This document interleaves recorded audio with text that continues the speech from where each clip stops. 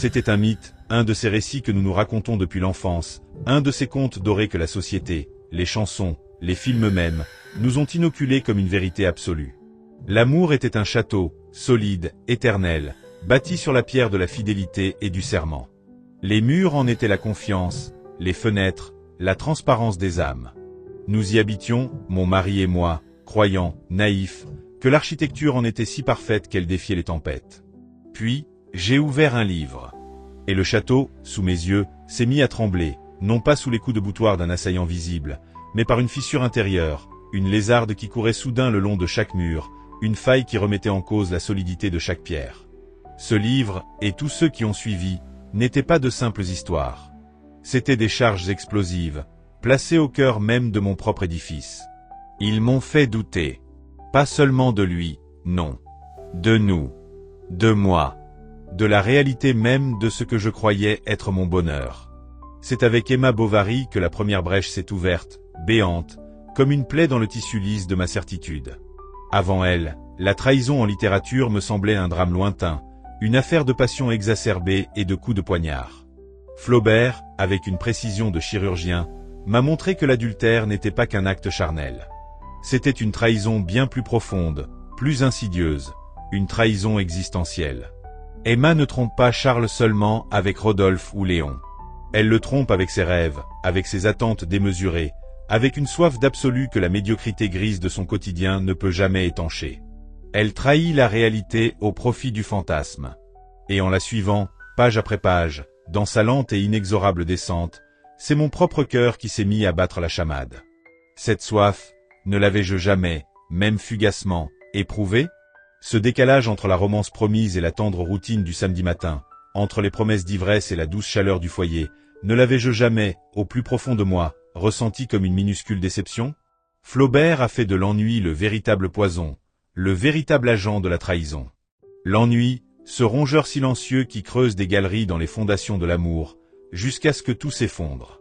En observant Emma se brûler les ailes à la flamme pâle de ses amants, je n'ai pas vu une femme dépravée. J'ai vu un miroir qui me renvoyait l'image déformée, mais terriblement reconnaissable, de mes propres désirs inassouvis. Et si la trahison commençait là, non dans un lit étranger, mais dans le silence complice d'un soir où l'on s'ennuie côte à côte sur le canapé? Mais la littérature, dans sa cruelle clairvoyance, ne s'arrête pas à cette première faille. Elle enfonce le poignard et tourne la lame. Après la trahison du rêve, elle m'a présenté la trahison de l'identité elle-même. J'ai plongé dans ces thrillers psychologiques contemporains, ces récits où le monstre n'est pas un inconnu qui rôde dans l'ombre, mais l'homme qui partage votre lit, votre nom, votre vie. Ces récits où la trahison ultime n'est pas une aventure, mais une double vie. La découverte que l'être aimé est un étranger, qu'il porte un masque si parfait, si durable, que vous avez aimé un fantôme, un personnage de fiction. Cette révélation est une déflagration d'une violence inouïe. Elle ne brise pas seulement votre présent et votre avenir, elle dynamite votre passé. Elle le contamine de la gangrène du mensonge. Chaque souvenir, chaque rire partagé, chaque moment de tendresse, devient suspect. Était-ce vrai? Était-ce joué? Ce regard qu'il posait sur moi, ce sourire que je croyais réservé, n'était-il que les accessoires d'une mise en scène diabolique? La littérature m'a forcé à envisager l'impensable. Et si l'homme que j'épousais, dont je connaissais par cœur le parfum, la manière de tenir sa fourchette, le pli de son front quand il est inquiet, n'était qu'une construction élaborée? Et si, derrière la façade du mari attentionné, se cachait un inconnu aux intentions que j'étais incapable de deviner? Cette idée est un venin. Une fois inoculée, elle ne vous quitte plus. C'est là que le doute, cette bête immonde, a commencé à grandir en moi. Ce n'était plus une interrogation philosophique sur la nature de l'amour, c'était devenu une angoisse physique, palpable, une paranoïa qui teinte chaque geste, chaque silence, d'une couleur menaçante. La littérature a été mon manuel, m'apprenant à observer, à interpréter, à soupçonner. Le tic-tac de l'horloge dans le salon, autrefois bruit rassurant du temps qui passe, est devenu le métronome de mon attente anxieuse. Chaque minute qui s'écoulait après l'heure habituelle de son retour du travail était une éternité peuplée de fantômes. Son téléphone, posé face contre la table, était-il un hasard ou une volonté de dissimulation? Ce sourire un peu trop vague, cette absence dans son regard quand je lui parlais, étaient-ils les signes d'une fatigue honnête ou les failles dans l'armure de son personnage, par où filtrait la vérité de sa double vie? J'ai commencé à chercher des indices partout, comme une détective amateur et pathétique, fouillant dans les poches de ses manteaux, scrutant ses relevés bancaires à la recherche d'une dépense inexpliquée, épiant le reflet de son écran dans la vitre de la cuisine. Je me suis surprise à retenir ma respiration quand il quittait la pièce pour passer un appel, tendant l'oreille pour capter l'inflexion de sa voix, une douceur qui ne m'était plus destinée. Le pire dans cette descente aux enfers du doute, c'est la perte de confiance en soi. On ne sait plus qui croire, lui, ou les démons que les livres ont réveillés en nous. On se sent devenir folle, hystérique, on a honte de ces pensées qui nous rongent, mais on est incapable de les arrêter.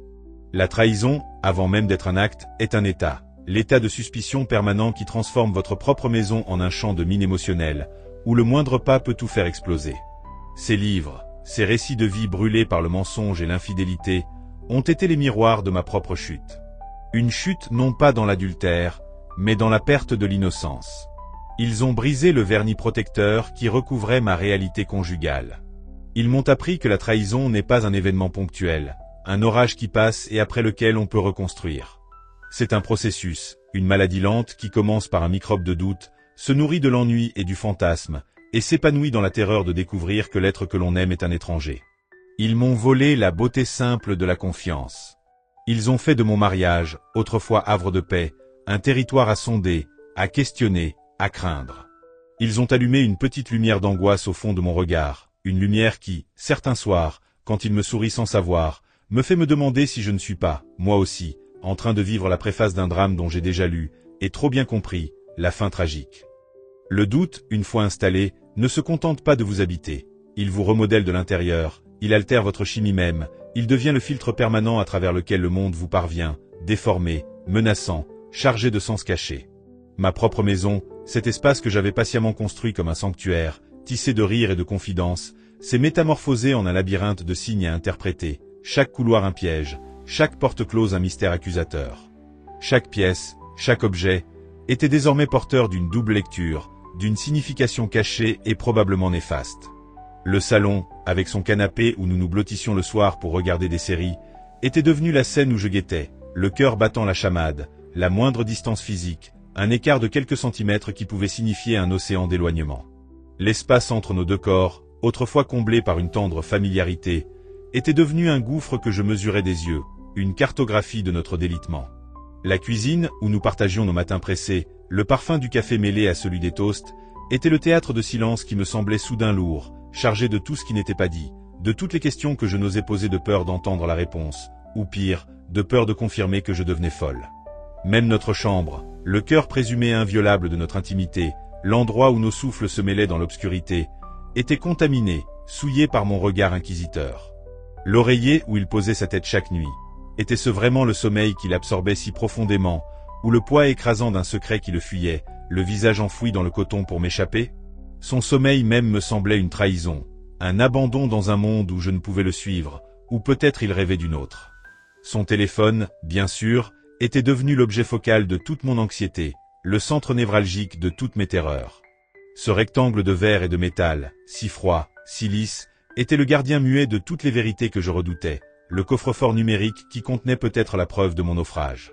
Je surprenais mon regard à glisser vers lui, irrémédiablement, magnétisé par une force obscure, lorsqu'il quittait la table, notant mentalement s'il l'emportait avec lui, même pour un passage aux toilettes, comme si ce petit objet était une prothèse vitale, le cordon ombilical le reliant à une autre vie.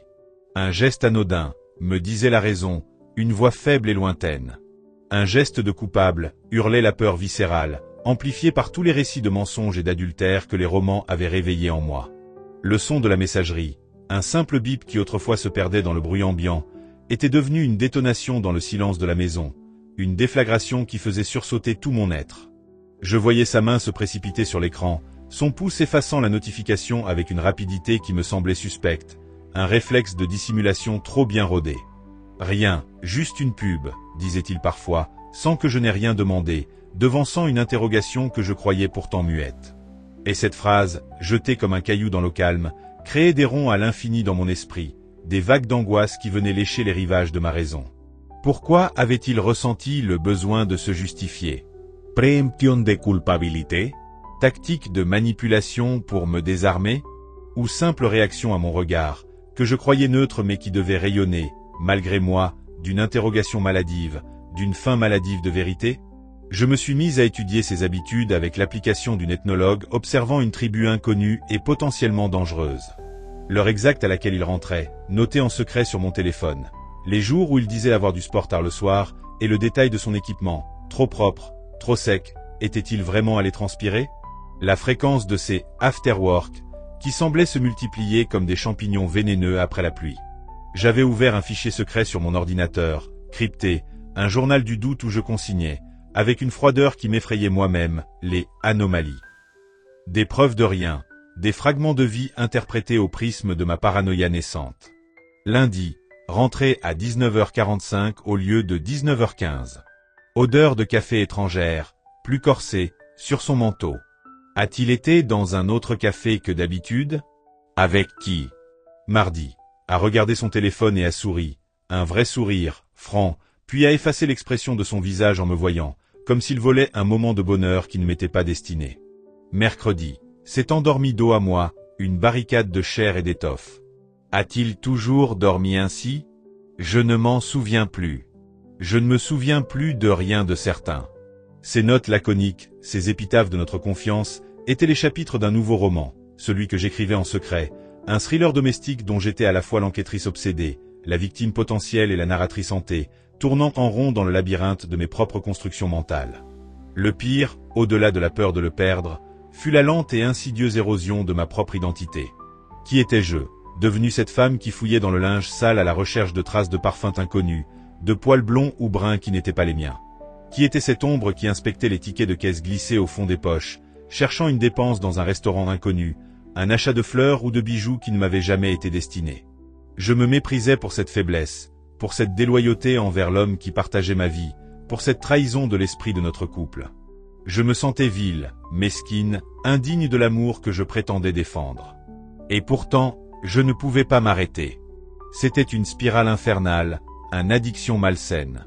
Chaque vérification, aussi humiliante et vaine soit-elle, apportait un semblant de contrôle, une illusion réconfortante de maîtrise face au vertige absolu de l'inconnu. Si je pouvais savoir, même la pire des vérités, même l'image insoutenable de lui dans les bras d'une autre, ce serait préférable à cette torture de l'incertitude, à ce sable mouvant qui m'aspirait un peu plus chaque jour.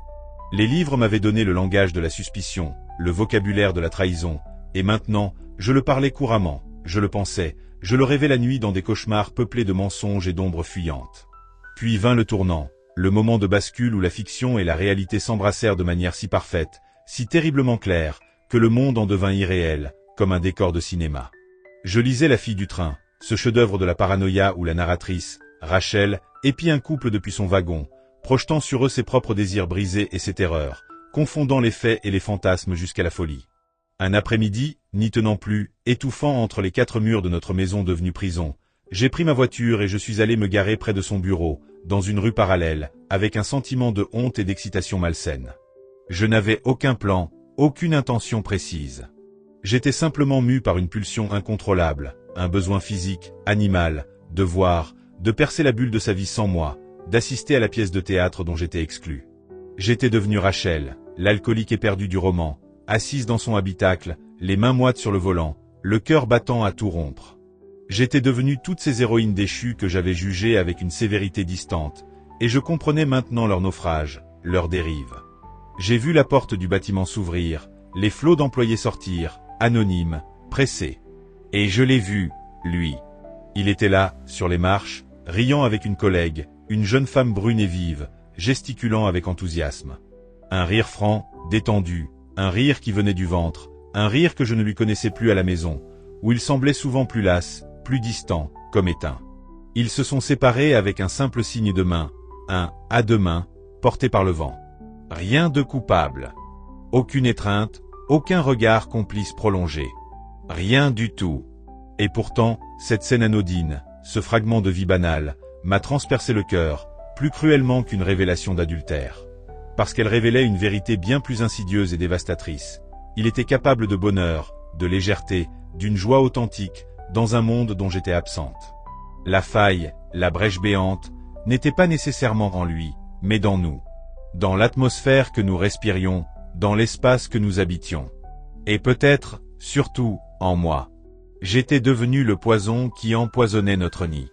Ce soir-là, quand il est rentré, son pas un peu lourd dans l'entrée, j'ai levé les yeux vers lui et je l'ai observé comme un fantôme l'aurait fait, à travers le voile épais et froid de ma propre détresse. Son baiser habituel sur ma joue m'a brûlé, comme une marque de fabrique sur de la chair morte. Sa main, posée sur mon épaule avec une tendresse routinière, m'a semblé lourde comme une condamnation, le geste d'un geôlier inconscient. Le doute avait accompli son œuvre. Il avait creusé un abîme entre nos deux corps, entre nos deux âmes, un fossé si large que même nos silences ne se répondaient plus. Je n'avais aucune preuve, rien de concret, rien que je puisse brandir comme un trophée macabre pour justifier ma descente aux enfers, pour expliquer la femme méfiante et hantée que j'étais devenue. Juste une certitude viscérale et dévastatrice, qui résonnait dans le vide de mon être. Les livres ne m'avaient pas seulement fait douter de mon mari. Ils m'avaient révélé à moi-même une capacité insoupçonnée, et terrifiante, pour la méfiance, la tromperie et l'obsession. Je m'étais regardé dans le miroir des pages et j'avais vu une étrangère, une femme que je ne reconnaissais pas, une femme capable de brûler sa propre vie, et la sienne, sur l'autel glacé d'un soupçon. La trahison était peut-être en cours, tapie dans l'ombre de sa vie. Ou peut-être, et c'était une pensée bien plus intolérable, était-ce moi qui, en l'anticipant avec tant de ferveur morbide, en le nourrissant de mes peurs et de mes investigations clandestines, était en train de la commettre, patiemment, inexorablement, en trahissant la confiance qui était le seul vrai ciment de tout ce que nous avions bâti.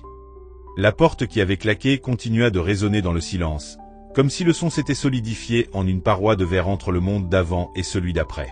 Je restais figé, le corps étrangement léger, vidé de toute substance, comme si mon âme venait de se décrocher pour observer la scène de très haut avec une horreur clinique. Mes yeux, brûlés par les larmes refoulées, ne pouvaient se détacher du ticket de carte bleue tombé au sol. Ce petit rectangle de papier thermique, insignifiant, était devenu l'épicentre de notre séisme conjugal. La révélation, un restaurant choisi pour mon anniversaire, une surprise s'était enfoncée en moi comme un couteau twisté, ouvrant une brèche par où s'engouffrait un torrent de honte si violent qu'il en était presque physique. J'avais pris une preuve d'amour pour une preuve de trahison.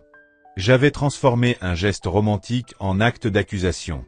Dans la hiérarchie des fautes conjugales, je venais de commettre l'impardonnable. J'avais souillé la pureté d'une intention avec la saleté de mon soupçon. Les premières minutes furent un vertige de déréalisation. Le monde avait perdu ses couleurs, ses contours. Je portai une main à ma bouche pour étouffer un sanglot qui menaçait de se transformer en hurlement. Mes jambes flageolèrent et je dus m'appuyer au canapé, sentant le tissu sous mes doigts comme une sensation lointaine, étrangère. Tout était devenu étranger. Cette maison qui était notre nid était devenue le théâtre de mon crime. Je marchais en titubant jusqu'à la cuisine, attiré par une force obscure, et m'accrochais à l'évier, regardant par la fenêtre la nuit tomber sur la ville. Les lumières s'allumaient une à une, indifférentes au drame qui se jouait ici. Chaque fenêtre éclairée était une autre vie, un autre couple peut-être, où la confiance régnait encore, où les surprises étaient accueillies avec joie et non avec une suspicion meurtrière. La première heure s'écoula ainsi, dans une torpeur hagarde. Je me surpris à parler à voix haute, comme pour combler le silence assourdissant laissé par son départ. Qu'est-ce que j'ai fait? La question, murmurée, se perdit dans l'air immobile. Puis vint la deuxième heure, plus douloureuse, où la réalité commença à s'ancrer dans ma chair comme un froid glacial. Je revis son visage au moment de la révélation. Pas de la colère, non, mais une déception si profonde, si résignée, qu'elle en était dévastatrice. C'était le regard de quelqu'un qui voit un édifice s'écrouler et qui sait qu'il est inutile de relever les pierres. J'avais été cet écroulement. J'errais dans l'appartement, touchant les objets comme pour vérifier leur réalité. Sa veste accrochée dans l'entrée. Son livre posé sur la table de chevet. Son ordinateur portable fermé sur son bureau. Chaque objet était une pièce à conviction de notre vie commune, et j'en étais la destructrice. La troisième heure apporta les premiers sanglots, secs, déchirants, qui me plièrent en deux. Je m'effondrai sur le lit, dans son côté à lui, et enfouis mon visage dans son oreiller, cherchant désespérément son odeur. Mais je ne sentis rien. Rien qu'un parfum de propre, de neutre. Était celui qui avait déjà commencé à s'effacer, ou mon propre odorat, perverti par des mois de suspicion, était-il devenu incapable de percevoir la réalité simple et bonne? Cette pensée fut un nouveau coup de poing. Et si le problème n'était pas les livres? Et si le problème n'était pas lui? Et si le problème avait toujours été moi? Une angoisse existentielle, une faille narcissique, une peur de l'abandon si ancrée que j'avais tout fait pour la provoquer, pour donner corps à mes peurs les plus noires? La 4e heure fut celle de la confrontation avec les livres. Une rage froide monta en moi contre eux. Je me levai et, dans la pénombre, me dirigeai vers l'étagère où trônaient mes précieux romans. Je les pris un par un, les serrant si fort contre ma poitrine que la tranche me faisait mal. Madame Bovary. Emma et ses rêves qui brûlent la réalité. Les liaisons dangereuses. Le cynisme et la manipulation érigés en articles. Tous ces thrillers psychologiques où le mensonge est la toile de fond de chaque relation. Ils m'avaient tout appris sur les failles humaines, sur les faiblesses, sur les trahisons. Mais ils ne m'avaient rien appris sur la confiance. Rien sur la grâce du pardon. Rien sur la beauté fragile de la fidélité quotidienne. Ils m'avaient armé pour une guerre qui n'existait pas, et dans cette préparation obsessionnelle, j'avais fini par créer le conflit moi-même. Je les jetai en tas au milieu du salon, formant un bûcher symbolique de ma folie.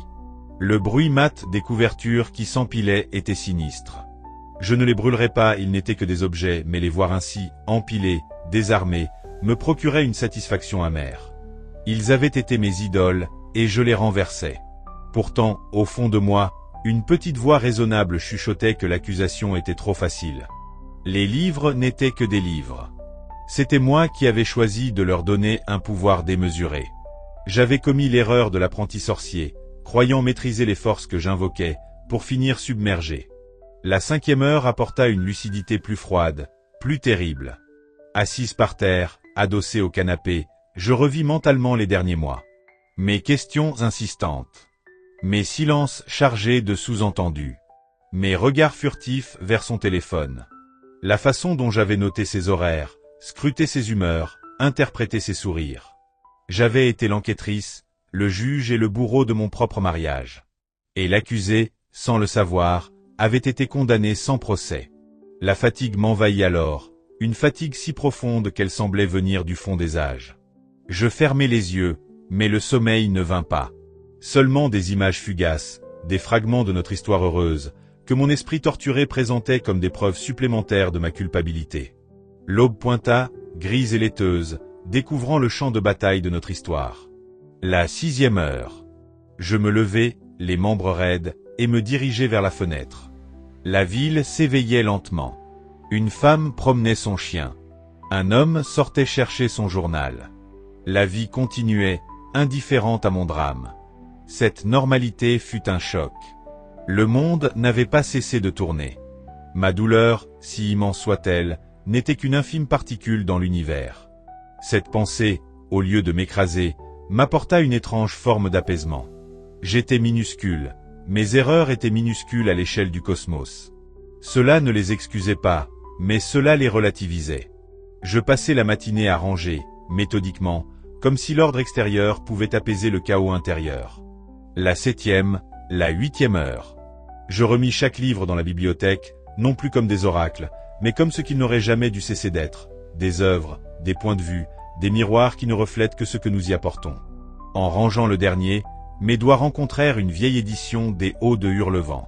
Je l'ouvris au hasard et lus. Mon amour pour Linton est comme le feuillage dans les bois. Le temps le changera, je le sais bien, comme l'hiver change les arbres. Mon amour pour Heathcliff ressemble au roc éternel sous bois. Une source de peu de plaisir visible, mais nécessaire. Des larmes montèrent à nouveau à mes yeux, mais cette fois, ce n'étaient pas des larmes de honte ou de désespoir. C'étaient des larmes de reconnaissance. La littérature n'était pas seulement capable de décrire la folie et la destruction. Elle pouvait aussi saisir la complexité, la profondeur, la nécessité de l'amour. J'avais simplement, jusqu'à présent, choisi de ne lire que les pages qui parlaient de l'ombre. La 9e heure. Je me préparai un thé et m'assis à la table de la cuisine. Le silence était différent maintenant. Moins lourd. Plus habitable. Je pensais à lui. Où était-il? Que faisait-il? Ressentait-il la même douleur que moi? La même sensation de vide? Ou était-il simplement en colère, dégoûté par mon comportement? Je ne savais pas. Et pour la première fois, je acceptais de ne pas savoir. Je acceptais l'incertitude. C'était cela, la confiance, accepter de ne pas tout contrôler, de ne pas tout savoir. La 10e heure. Je pris mon téléphone. Mon cœur battait la chamade, mais mes doigts ne tremblaient pas. Je composai un message court, dépouillé de toute rhétorique, de toute justification. Il ne contenait que 3 mots, mais il contenait tout le poids de ma prise de conscience, toute l'humilité de mon repentir. J'ai eu tort. Je posai le téléphone. Le sort était jeté. La 11e heure s'écoula dans l'attente. La 12e heure aussi. Je ne bougeais pas de la cuisine, regardant la lumière changer sur les murs. Je revis notre vie ensemble, non plus à travers le prisme de la suspicion, mais avec une tendresse douloureuse. Nos rires, nos projets, nos silences complices. Tout cela était réel. Plus réel que les fantômes que j'avais invoqués. Quand la 13e heure sonna, je compris qu'il ne répondrait pas tout de suite. Et c'était normal. La blessure avait besoin de temps. La reconstruction aussi. Je me levai et commençai à préparer le dîner, pour moi seul.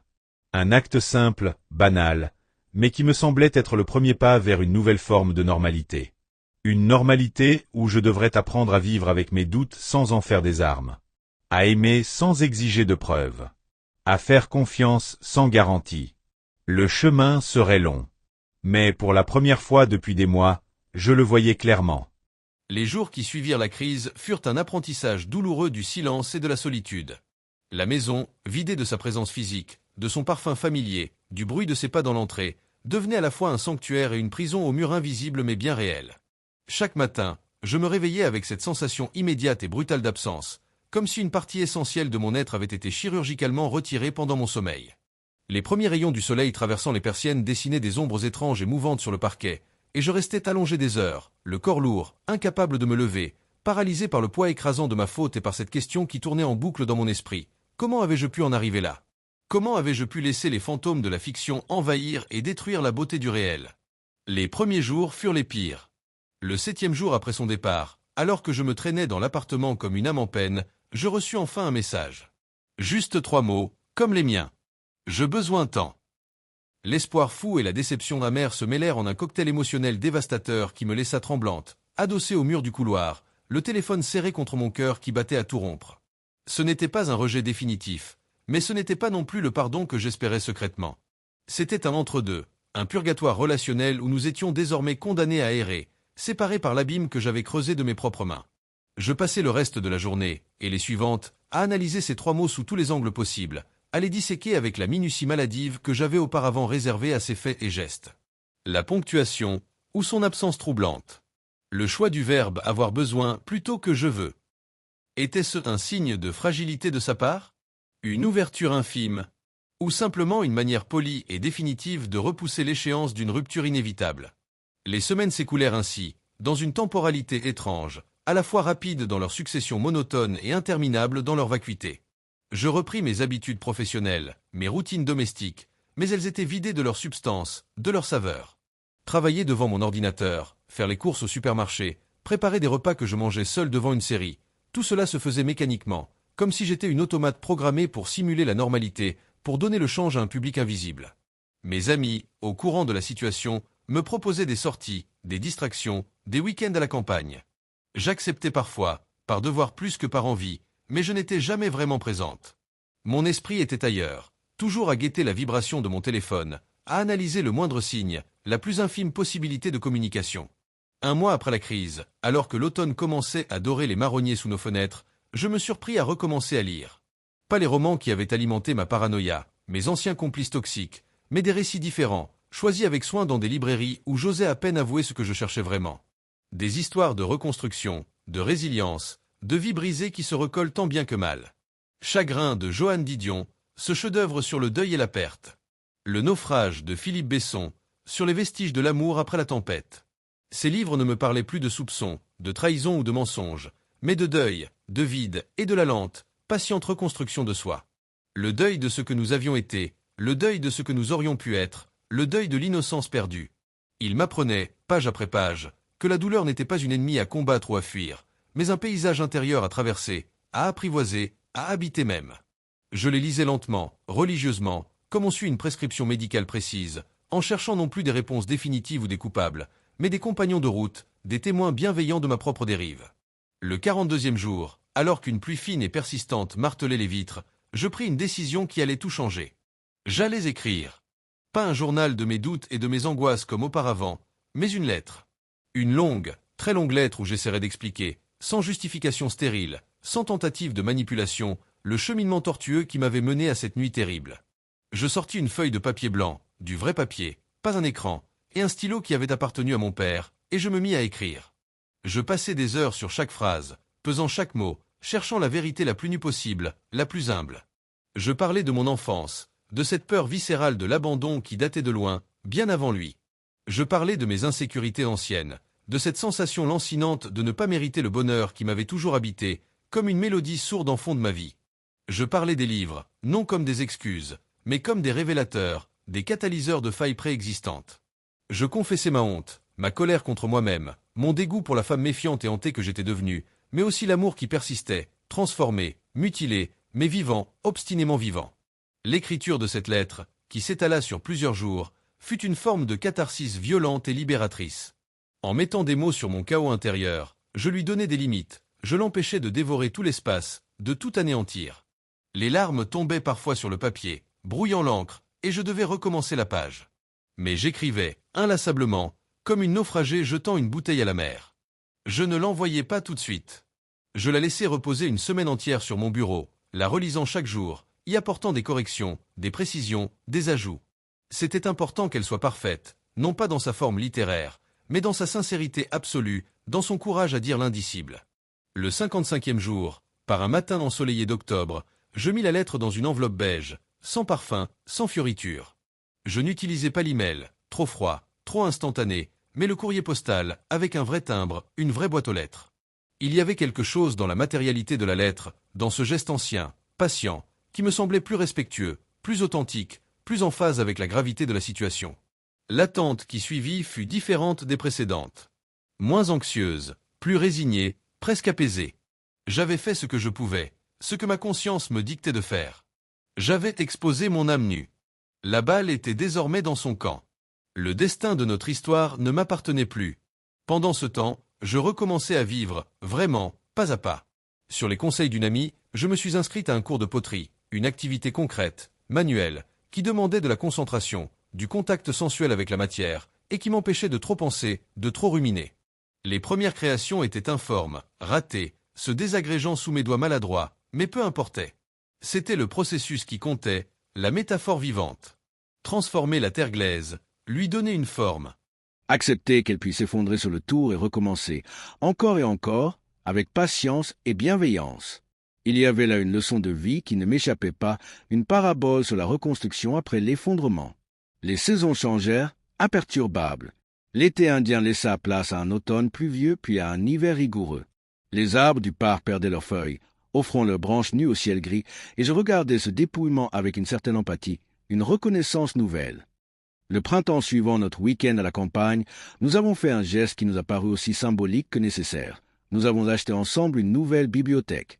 Non pas l'étagère minimaliste et un peu froide qui abritait mes romans de l'époque du doute, mais une vraie bibliothèque en chêne massif, avec des portes vitrées, comme pour protéger les livres autant que nous protéger d'eux. Le jour de son installation, nous y avons rangé côte à côte nos lectures, mêlant pour la première fois nos univers littéraires. Ces livres d'histoire et de voyage à côté de mes romans. Ce simple geste, apparemment anodin, fut un acte fondateur bien plus puissant que des mots. C'était dire, nos histoires se mêlent, nos imaginaires cohabitent, et nous acceptons que l'autre puise à des sources différentes pour construire son regard sur le monde. Les premiers mois de vie commune retrouvés furent à la fois merveilleux et terriblement fragiles. Nous marchions sur un fil, conscients de chaque déséquilibre, de chaque frémissement. La confiance n'était pas encore revenue, elle se construisait, lentement, à travers une multitude de petits gestes quotidiens. Quand il annonçait un retard, il donnait spontanément le nom du collègue, le lieu du rendez-vous, des détails concrets que je ne réclamais pas mais qui m'étaient offerts comme des preuves de transparence. De mon côté, j'apprenais à accueillir ces informations sans y chercher de sous-texte, sans les disséquer comme autrefois. C'était un exercice d'équilibriste permanent, où chaque jour représentait une victoire minuscule mais réelle. L'été venu, nous sommes partis en vacances dans un petit village du sud de la France, loin de tout, sans programme, sans attente. Les premières nuits furent étranges. Nous dormions dans le même lit, mais un espace invisible nous séparait. Puis, un matin, je me suis réveillé et j'ai découvert que nos mains s'étaient rejointes dans notre sommeil. Ce geste inconscient fut comme une délivrance. Le corps, lui, n'avait pas oublié la confiance, même si l'esprit doutait encore. C'est durant ces vacances que j'ai recommencé à écrire, mais pas des lettres cette fois. Des fragments, des impressions, ce qui allait devenir bien plus tard mon premier roman. Je ne racontais pas notre histoire, pas directement du moins, mais j'explorais cette idée que la vérité d'un couple n'est jamais unique, qu'elle est multiple comme les points de vue dans un roman polyphonique. Écrire me permettait de prendre de la distance, de transformer notre douleur en matériau créatif, et ainsi de lui donner du sens. À notre retour, la vie a repris son cours, mais teintée d'une conscience nouvelle. Nous avions institué ce que nous appelions souriant nos rendez-vous vérité, un soir par semaine où nous pouvions aborder sans crainte les sujets difficiles, les petites ombres qui passaient parfois dans nos regards. Ces moments n'étaient pas des confrontations, mais des espaces de parole protégés où la vulnérabilité était permise, encouragée même. L'automne de notre deuxième année de reconstruction, un événement inattendu a failli tout remettre en question. Il devait participer à un séminaire professionnel à l'étranger, 3 jours durant lesquels nous n'allions pas pouvoir communiquer facilement. La veille de son départ, j'ai senti monter en moi une ancienne angoisse, familière et terrifiante. Les vieux démons du soupçon se réveillaient, nourris par l'imaginaire de toutes ces histoires d'infidélité commises lors de voyages d'affaires. Cette nuit-là, je n'ai presque pas dormi. Mais au petit matin, alors qu'il préparait sa valise, j'ai fait un choix conscient, délibéré. Je lui ai fait confiance. Non pas une confiance aveugle, mais une confiance choisie, mûrie, qui acceptait le risque de souffrir plutôt que de vivre dans la peur. Son retour fut un moment de intense émotion. Quand je l'ai vu sourire en descendant du train, son regard clair, ouvert, sans ombre, j'ai su que nous avions franchi une étape décisive. La confiance que je lui avais accordée, il l'avait honorée, et cette réciprocité silencieuse valait tous les discours du monde. Les années ont passé. Notre relation a continué d'évoluer, de se complexifier, de s'enrichir. Nous avons appris que l'amour n'est pas un état stable, mais un processus constant de création et de recréation. Certains jours sont plus faciles que d'autres. Il y a encore des moments de doute, des peurs qui ressurgissent, mais nous avons développé des outils pour les traverser sans nous blesser mutuellement. Aujourd'hui, quand je regarde la femme que je suis devenue, je ne reconnais plus celle qui fouillait dans les manteaux à la recherche de preuves imaginaires. La littérature occupe toujours une place centrale dans ma vie, mais notre relation a changé.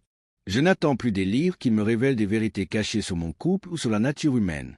Je les aborde maintenant comme des compagnons de route, des amis qui m'offrent des perspectives différentes, des fenêtres ouvertes sur d'autres vies, d'autres façons d'aimer et de souffrir. Notre bibliothèque commune s'est enrichie de nombreux ouvrages. Nous y avons ajouté des livres sur la psychologie des couples, sur la communication non violente, mais aussi des romans qui célèbrent la complexité des relations humaines.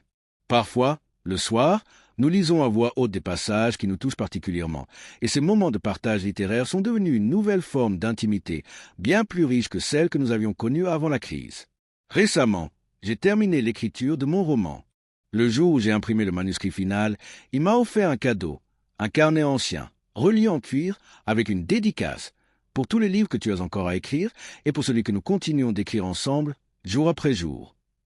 En refermant ce chapitre de notre histoire, je mesure le chemin parcouru. La blessure est toujours là, comme une cicatrice qui parfois picote quand le temps se gâte, mais elle ne nous fait plus mal de la même façon. Elle est devenue une partie de notre histoire, une strate de notre mémoire commune, la preuve que nous avons su traverser l'épreuve et en sortir grandis. Les livres qui avaient failli nous détruire sont finalement devenus les témoins silencieux de notre reconstruction. Ils sont là, dans notre bibliothèque, et je peux maintenant les regarder sans amertume, sans colère. Ils me rappellent que la frontière entre la fiction et la réalité est poreuse, que nos vies sont des histoires que nous écrivons chaque jour, et que nous avons le pouvoir d'en changer le cours à tout moment. Notre amour n'est plus un conte de fées, mais il est devenu quelque chose de plus précieux encore. Une histoire vraie, avec ses ombres et ses lumières, ses doutes et ses certitudes, ses faiblesses et ses forces. Une histoire que nous continuons d'écrire ensemble, un mot après l'autre, un jour après l'autre, avec la conscience aiguë de sa fragilité et la détermination farouche de la préserver. 10 ans. Une décennie entière s'est écoulée depuis cette nuit où le ticket de restaurant était tombé entre nous comme une sentence. Aujourd'hui, alors que j'observe nos reflets dans la baie vitrée de notre nouvelle maison, nous avons finalement quitté l'appartement qui portait trop de souvenirs ambivalents. Je mesure le chemin parcouru avec une gratitude qui me serre la gorge. Nos visages ont changé, marqués par le temps, mais nos regards se croisent avec une douceur qui n'existait pas avant la tempête. Notre déménagement fut le dernier acte de notre reconstruction. Chaque carton déballé dans cette maison lumineuse en périphérie de la ville était une promesse, chaque livre rangé dans les nouvelles bibliothèques était un pardon mutuel. Nous avons choisi ensemble chaque meuble, chaque couleur, construisant un écrin pour cet amour ressuscité. Le jardin, surtout, est devenu mon sanctuaire. En plantant des rosiers, des lavandes, en observant le cycle des saisons, j'ai appris la patience qui m'avait tant manqué autrefois. Mon atelier d'écriture thérapeutique a grandi. J'ai publié un livre sur la reconstruction intime, mêlant témoignages et analyses littéraires, utilisant les grands textes qui m'avaient tant troublé comme autant de clés pour comprendre les mécanismes de la suspicion. Le jour de sa sortie, lui m'a offert une édition originale de Madame Bovary, avec cette dédicace, à celle qui a su transformer le poison en remède. Ironie du sort devenue tendresse partagée. L'année dernière, nous avons accueilli pour 6 mois la fille d'amis proches, une adolescente perdue dans les tourments de son âge. En la voyant dévorer des romans avec cette feinte inquiète qui m'était si familière, j'ai su quoi faire. J'ai commencé à lui parler non pas en adulte qui sait, mais en ancien égaré qui se souvient. Nous avons créé ensemble un carnet de bord littéraire, où elle notait ses lectures et ses émotions. Peu à peu, j'ai vu son angoisse se transformer en curiosité, sa passion des drames en appétit pour la complexité humaine. Ces gestes de transmission sont devenus le ciment de notre couple renouvelé. Lui, qui dirige maintenant une petite entreprise, a instauré des moments de lecture à voix haute le soir. Pas des romans anxiogènes, mais des récits de voyage, des poèmes, parfois même ces mêmes thrillers psychologiques qui m'avaient perdu, mais que nous abordons maintenant avec le détachement de ceux qui savent que la fiction n'est qu'un reflet, jamais la réalité. L'été dernier, notre nièce, celle à qui j'avais raconté notre histoire, s'est mariée. Lorsqu'elle m'a demandé d'être son témoin, j'ai compris que c'était sa manière de dire que notre histoire, avec ses erreurs et ses rédemptions, était devenue pour elle un viatique précieux. Dans mon discours, j'ai parlé de la confiance comme d'un muscle qui se fortifie dans l'épreuve, de l'amour comme d'un choix quotidien plutôt que comme d'un état de grâce. Quelques semaines plus tard, en rangeant le grenier, je suis tombé sur la boîte où j'avais conservé, sans jamais pouvoir m'en débarrasser, les reliques de notre crise, mon journal de doute, les tickets soigneusement notés, cette lettre que je lui avais écrite et dont il m'avait rendu une copie. Au lieu de la nostalgie douloureuse que je redoutais, c'est une étrange paix qui m'a envahi. Ces objets n'étaient plus des blessures, mais des témoins, les pages nécessaires d'un chapitre qui avait construit notre histoire bien plus que tous les moments heureux qui l'avaient précédé. Nous avons célébré nos 20 ans de mariage entourés de ceux qui avaient marché avec nous pendant les années difficiles.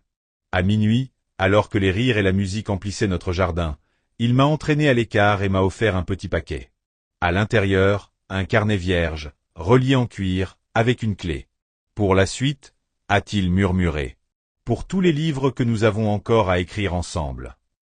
Je comprends maintenant que notre histoire ne se termine pas, qu'elle se transforme. Les doutes d'autrefois ont cédé la place à une acceptation profonde de l'imperfection. L'amour n'est plus cette forteresse que je voulais imprenable, mais plutôt ce jardin que nous cultivons jour après jour, avec ses mauvaises herbes à arracher, ses plantes à chérir, ses saisons à respecter. Quand des couples plus jeunes nous demandent le secret de notre longévité, nous échangeons un sourire complice. Le secret, si secret il y a, c'est d'avoir traversé l'enfer ensemble et d'avoir choisi, chaque jour depuis, de reconstruire plutôt que d'abandonner. C'est d'avoir compris que la confiance n'est pas l'absence de doute, mais la décision de faire confiance malgré le doute. Ce matin, en préparant le petit déjeuner, j'ai observé mon mari qui lisait le journal, ses lunettes glissées sur son nez, et j'ai été submergé par une tendresse si forte qu'elle en était presque douloureuse. Nous ne sommes plus ces amants passionnés des débuts, mais deux êtres qui ont appris à s'aimer dans leurs failles et leurs forces, avec cette conscience aiguë de la valeur de ce qui a été préservé. Les livres, bien sûr, sont toujours là. Ils peuplent notre maison, mais ils ont perdu leur pouvoir de nuisance. Ils sont devenus des amis sages, des conseillers dont on écoute la voix sans s'y soumettre. Parfois, en librairie, je tombe sur un roman qui promet de révéler les terribles secrets des couples et je souris, en songeant que le plus grand secret, peut-être, est dans cette capacité à transformer les blessures en force, les doutes en lucidité, et les épreuves en sagesse. Notre histoire continue de s'écrire, mais elle le fait maintenant avec l'encre apaisée de ceux qui savent que le plus beau chapitre n'est pas celui de la passion dévorante, mais celui de la reconstruction patiente. Et si je devais en écrire la dernière ligne, elle dirait simplement « Ils continuèrent », non parce que c'était facile, mais parce qu'après avoir tout risqué, ils avaient découvert que certaines cassures, une fois réparées, rendent plus solides que le intact n'aurait jamais pu l'être. Il y a quelques semaines, par un dimanche après-midi particulièrement doux, alors que je rangeais mon bureau, mes doigts ont rencontré une liasse de papier oubliée au fond d'un tiroir. En les sortant, j'ai reconnu ces feuilles jaunies, couvertes de mon écriture fiévreuse d'antan, C'était mon journal du doute, le recueil méticuleux de toutes ces preuves imaginaires qui avaient failli détruire notre amour. Je me suis assise, le cœur étrangement calme, et j'ai parcouru ces pages. Lundi, rentrée à 19h45. Odeur de café étrangère. Mardi, sourire en regardant son téléphone. Mercredi, dormi d'os à moi. Chaque ligne était le témoin d'une douleur réelle, mais qui m'apparaissait maintenant comme lointaine, presque étrangère. Ces preuves que j'avais collectionnées avec tant d'acharnement n'étaient que les fragments d'une histoire que je m'étais racontée à moi-même, nourrie par les récits des autres. Ce même soir, alors que nous prenions le thé dans le jardin, j'ai parlé à mon mari de cette découverte. Il a souvi, ce sourire doux et un peu trône qui ne lui appartient que depuis notre reconstruction. « Tu veux les brûler ?» a-t-il demandé simplement. J'ai secoué la tête. Non, ces pages faisaient partie de notre histoire, tout comme les lettres d'amour et les photos de mariage. Elles étaient la preuve que nous avions survécu à quelque chose de plus grand que nous. Aujourd'hui, alors que j'écris ces dernières lignes, je regarde par la fenêtre de mon bureau. Il est en train de tailler les rosiers, concentré, les mains protégées par des gants de jardinage. Notre chat sommeille à mes pieds. La scène est d'une normalité presque banale, et c'est précisément dans cette banalité que réside notre victoire la plus précieuse. Les livres continuent d'arriver dans notre maison, mais ils n'ont plus le même pouvoir. Ils sont devenus ce qu'ils n'auraient jamais dû cesser d'être, des compagnons, des sources d'inspiration, des fenêtres ouvertes sur d'autres vies, d'autres façons d'être au monde. Parfois, en librairie, mes doigts effleurent encore les couvertures des thrillers psychologiques, mais c'est avec la curiosité détachée de celle qui sait désormais que la véritable intrigue n'est pas dans le soupçon, mais dans la capacité à croire malgré tout. Notre histoire d'amour, qui aurait pu se terminer dans la amertume et le regret, est devenue quelque chose de plus fort et de plus beau que ce que nous aurions pu imaginer. Elle n'est plus un conte de fées, mais elle n'est pas non plus un drame. Elle est simplement vraie, avec ses ombres et ses lumières, ses faiblesses et ses forces. Si je devais offrir un conseil à celle que j'étais, à cette femme qui scrutait les visages et analysait les silences, je lui dirais simplement ceci: laisse les livres être des livres, et la vie être la vie. Apprends à distinguer les histoires des autres de la tienne propre. Et surtout, souviens-toi que la plus grande preuve d'amour n'est pas dans l'absence de doute, mais dans le courage de faire confiance malgré lui. Le soleil commence à descendre derrière les arbres. Dans quelques minutes, je vais ranger ces pages et aller le rejoindre dans le jardin. Nous dînerons en écoutant le chant des oiseaux, nous parlerons de choses et d'autres, et peut-être lirons-nous quelques pages à voix haute avant de nous endormir. Notre histoire continue, mais elle le fait maintenant sur des bases nouvelles, fondées non sur l'innocence perdue, mais sur la sagesse retrouvée. Et cela, finalement, est plus précieux que tout ce que les livres auraient pu m'offrir.